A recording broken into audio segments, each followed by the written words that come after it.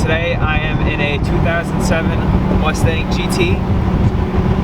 As you can tell by the title of the video, it is turbocharged.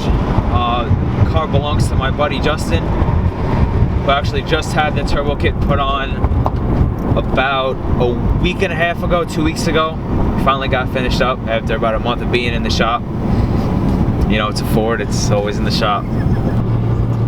The car is currently pushing around 10 pounds of boost, which is a pretty fun 10 pounds of boost if you ask me. The car is currently pushing about 450 wheel horsepower. Was gonna do more, but you know, stock bottom end, what are you gonna do, you know? So.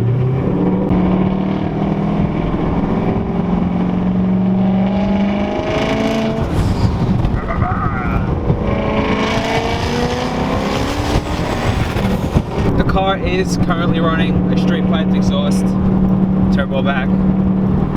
Like, this is what God's wanted cars to sound like. I'm being that guy driving really slow because the car is sitting on BC racing coilovers and is quite low to the ground, especially with all of his turbo piping hanging pretty low. New York problems.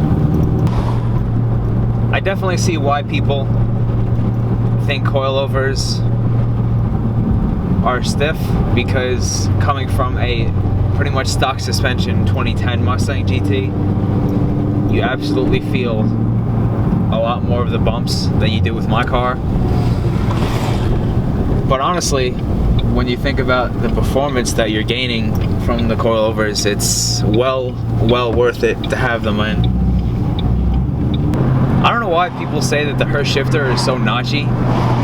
To be honest with you, I have an MGW short throw shifter in my 2010, and both cars have the same transmission, and I don't want to get hit by this bus. And you went right into us too. To me, this shifter is less notchy than my MGW. Yeah, definitely a lot harder to find gears with the Hurst shifter rather than the MGW. How long have you had this shifter? Almost 2 years. Oh, okay, so yeah, that's probably why. A lot more warning than mine is, but yeah. When I first got it and it was cold, dude, you couldn't even fucking shift. Being that I just went from third down to second at like 4,000 RPM in third, so and boosted, so I'm surprised we're not at a shop right now checking how much the parts are gonna be to fix it. So yeah, going from third to second is not the best thing ever. What I was looking for? Where's the traction control?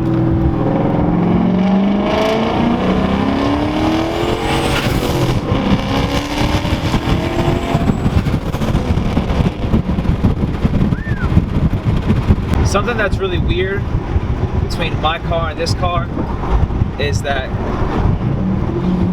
because this car is turbocharged, you have a little bit of the turbo lag, but it also has 410 gears.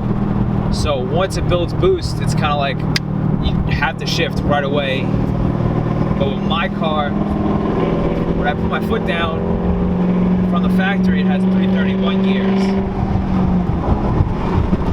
So even though it's naturally aspirated, the power is right there, but because the gearing is so low that it kind of has to build up over time, which is kind of weird. So I don't know.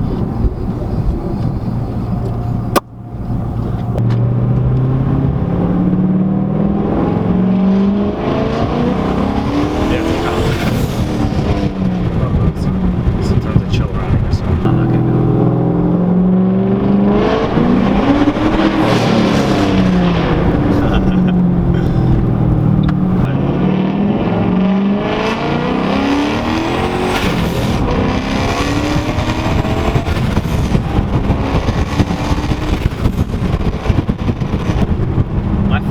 retarded, bro. Driving in boost, dude. Retarded. I don't even want to watch this later. I understand why people say that these interiors are like pretty much trash, but when you realize that you buy a Mustang for the performance of it, and considering how much fun I'm having right now driving this thing, even though it's not stock. Like, I don't give a flying fuck about the fucking interior of this car. Nobody go to SIC Performance in Staten Island.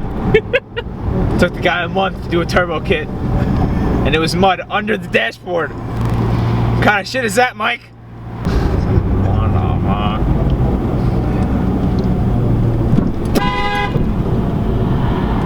Somebody behind us? Yeah. They just beat a dick.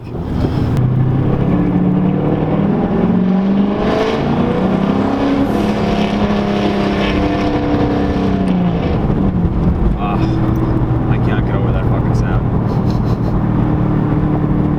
Between the V8 and the turbo, it's just America. straight America. Sounds like there's two bald eagles, a bald eagle at each exhaust pipe, and they're just like, ah! Every time. Little do these people know there's a turbo under the hood of this 3-valve. And a really fucking steep bump. So I'm gonna go down to first right now. I would just let this guy, I don't know, fuck it. Go fuck yourself. Alright, buddy? Oh, here we go. One down, one to go. When you got that credit card fitment, it's worth it to go over speed bumps like a grandma.